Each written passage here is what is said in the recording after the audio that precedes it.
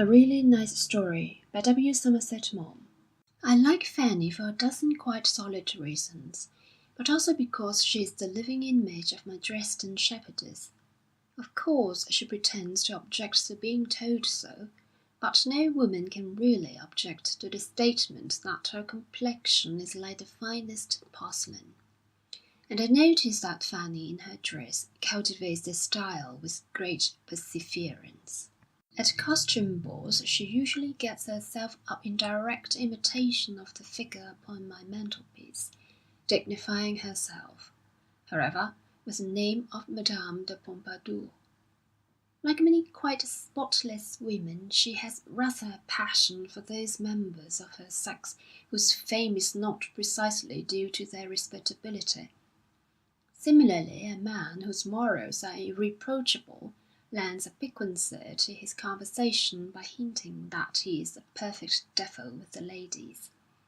In both cases, the real sinner takes good care to broaden his phylacteries and to invite a high church parson whenever he gives a dinner party. If your character is as white as snow, you may tell the world that you're no better than you should be.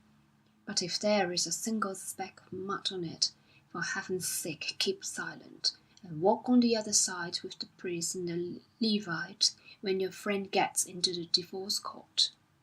Fanny and I adore Muffins, and in the winter months she often invites me to come and eat one with her. "Rich," she said, when I appeared one afternoon to keep such an appointment. "I asked you for 2 days ago." I put on my watch. "I am a little late," I said apologetically, "but you have told me so often that you loathe the punctual people."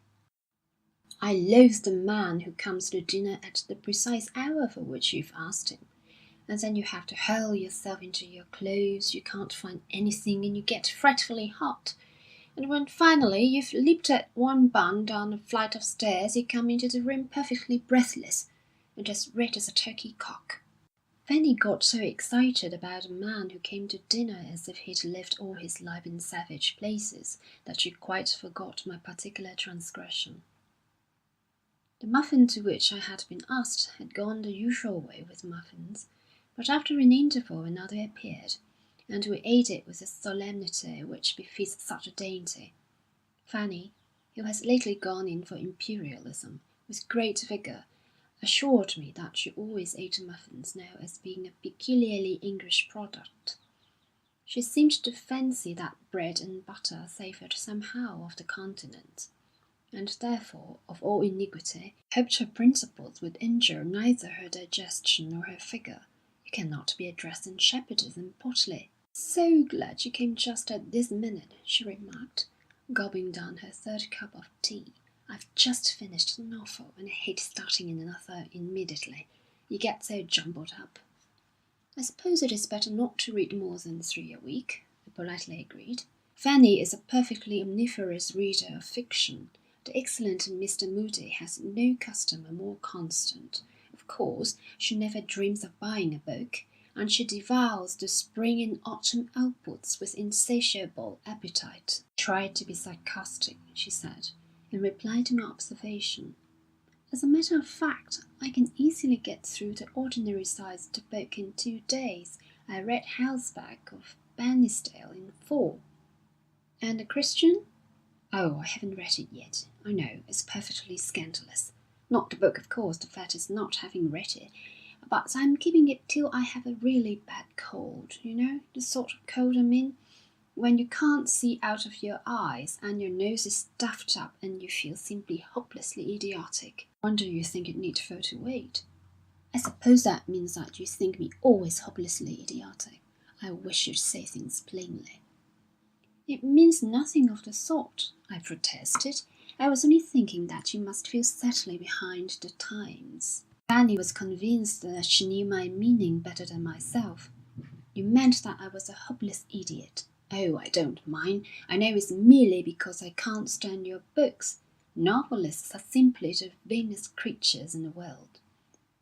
"I didn't know you were acquainted with any," I said, objecting a little to the boldness of her generalism upon a single instance. But of course Fanny had the best of the argument. My dear boy, they have their photographs in very shop window and paragraphs about themselves in every paper, which doesn't look as if they were very retiring. She rattled out quite an imposing list of names. There was an awfully good skit upon them in a novel I read some time ago by I can't recollect the man's name. Fanny never by any chance remembers the name of a book or its author, and a week after her very rapid perusal has the vaguest idea even of its plot. She defends herself by saying that it's only a novel, inferring that her more earnest attention is devoted to solid reading, and the casual stranger, not knowing that by this she means the ladies pictorial and the gentlewoman, imagines with some awe she studies the synthetic philosophy and the genealogy of morals, neither of which, as a matter of fact, she has ever heard of.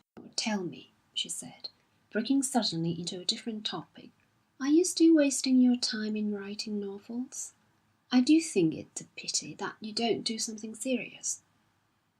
Fanny doesn't like my books, and keeps them under lock and key, along with the family physician and advice to her mother. "And when you do write things," she went on, waiting for no answer, "no one can read them. Why don't you write something like Anthony Hope?" "I wish I could," I replied. "I badly want a new carpet in my library." "Of course you can't say anything charitable about another novelist. You pretend you never read novels." "I pretend nothing of the sort," I said. "I have the very greatest admiration for the Dolly dialogues, and I wish to goodness I'd discover the kingdom of Ruritania." "Well, I'm very glad you didn't. You'd have made everybody break the 10 Commandments, and I couldn't have given the book to my sister as a Christmas present." Fanny thinks she can be as rude as ever she likes to me, and never dreams that she is saying anything to hurt my little feelings. Sometimes, however, she has qualms of conscience. "I don't wish to be too hard upon you," she said now, "but you know I do wish you to write a really nice book. I regret to say that Fanny is somewhat addicted to sentiment. Something," she added, "that will please your wife to read." "But I haven't got a wife," I objected. "Something," she went on, "about decent people who wear nice clothes and get married at St. George's, Hanover Square." I thought I saw my opportunity, for even the weakest worm will turn. "Something," I said thoughtfully, as I entertained the idea, "about the upper classes." "If you choose to call them so, the sort of people who rustle when they walk about." "Confess I do like silk petticoats," I said. "What on earth have they got to do with it?" asked Fanny. "My dear Fanny, you must confess that you can't have an elegant rustle without a silk petticoat." "I refuse to discuss the point," she said, blushing. "And even if it is so, it need not be referred to. That's what I can complain of. You can never see a well-dressed woman thinking that she's got a heart underneath, to say nothing of a nervous system, digestive organs, and probably a beast of a temper." My interruption rather nonplussed Fanny, and before she recovered I started off again, for I meant to give her at least a taste of a really nice story. "As a matter of fact, I'm thinking of doing a story more or less of the sort you like. Do you think this will be a good beginning?" It was Sunday afternoon, and Lady Hippolyta Plantagenet, daughter of the Duke of Gloucester, was sitting in was reclining in the garden, listening to the sweet and homely chimes of the church bells. Here I should put in a couple of pages about church bells. "The names are idiotic," said Fanny, "but you can change them. Go on." "She was dressed in white muslin as pure and snowy as her soul." I said this with great unction. "Men are the stupidest fools," broke in Fanny rudely. "Imagine dressing a nice girl in clean white muslin at the end of the 19th century. If novelists weren't so eaten up with their own conceit, they'd spend a year or two at good dressmakers just to learn up their clothes." I begged Fanny to pity my infirmity, and out of her boundless knowledge to help me. She gave me a long account of of what Lady Hippolyta really wore. It sounded very elegant and appropriate, and I promised to remember every word. Then she told me to go on, and I saw my story was proceeding on the right lines. "You got to pure and snowy as her soul," she said. "Oh, yes, she was as beautiful as the morning, and as fresh as the breeze in May. Her hair, oh, you can leave out all that. You can't do it properly. And if you'd condescend to take my advice, you'd bring the man along quickly. That's what the novel reader wants." "Pardon me," I said. "I must have the aristocratic aunt in first." Hippolyta was staying with her aunt, the Dowager Marchioness of Camberwell. This lady had in her veins some of the bluest blood in England. She was, in fact, a direct descendant of Charles II. "I'm not sure if that's quite proper," said Fanny. "For heaven's sake, don't interrupt," I cried, "or I shall never get to the end of the third volume." And she was one of the few peeresses remaining to keep a proper sense of her own dignity. She was an aristocrat to the backbone, and even to the most insignificant details of life she carried her passion for distinction. She could not suffer anything menial, and her servants were not ordinary domestics, but ladies' helps. Her cook was the daughter of a clergyman in the Church of England. "Do you know what you're talking about?" asked Fanny. "Have you ever had dinner in a clergyman's house?" "Frequently," I replied, "for my sins. But you must recollect that in the very noble houses the cooking is always vile." "Perhaps you are right in that," said Fanny, with an air as if she was in the habit of frequently dining with duchesses. "Imagine now the distress of Lady Hippolyta. She was in love, and her lover was only a common captain in the army." This roused Fanny's new imperialism. "I don't know why you call him a common captain. If he is in the army, he must be a gentleman." I took no notice of the interruption.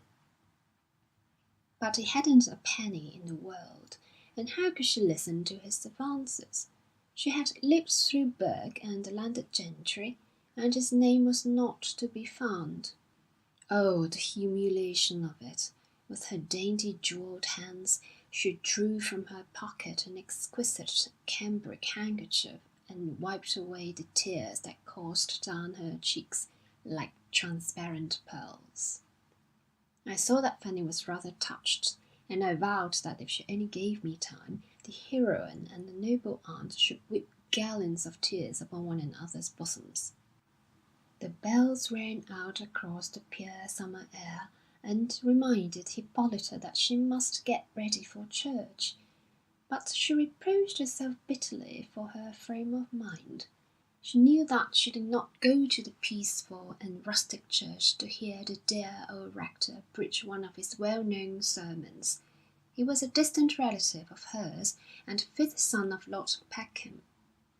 Ah, she went only to see the love of her heart. But who was he? Brown. Brown. She had never heard the name. Awful. At that moment a lady's help stepped across the well-kept lawn and lended her a letter. It was from him. "Ravishing Hippolyta," it began. "Forgive me if I do not come to church this afternoon, but I have just had a letter from my cousin Lord Brixton." Hippolyta read no further. A piercing shriek issued from her ruby lips and rang through the pure air of the summer. She seized the book which was lying by her side. Here I stood up and with a magnificent gesture took hold of the blue book. She rapidly turned the pages. She could hardly breathe. I acted the part with great effect. "Ah, heaven help me!" she cried. "Brixton Brown! I had forgotten the Bristons were Browns. Thank heaven! Then I am not disgraced, his second cousin to an earl." I paused for a minute for effect. Then I said, "That is the end of the first chapter." But Fanny had been looking at me for some minutes with a stony stare. "Have you been laughing at me all the time?" she asked. "Laughing at you? My dear Fanny, how can you imagine such a thing?" "Yes, you have. she said with some temper. "You've simply been laughing at me." "When did you find it out?" I inquired. "I suppose you think you've been funny. You think it very clever to make an utter fool of me. You've trifled with all my tenderest emotion. You've sneered at the House of Lords. You've laughed at the British Army." "Never!" I said. Fanny's eyes passed to a portrait of Mr. Rudyard Kipling, which hung upon the wall, and she looked at it for encouragement. "You've made insinuations about the Church of England," she went on, indignantly. "No, no," I said. "Only about its cooking. And you agreed with me." "I suppose you think yourself very clever." "My dear Fanny," I began. "Don't try and excuse yourself. I'll never forgive you, and I shall never ask you here again. If you want my candid opinion, I think the best thing you can do is to emigrate. I'm sure you're not wanted in England, and I think you're utterly immoral."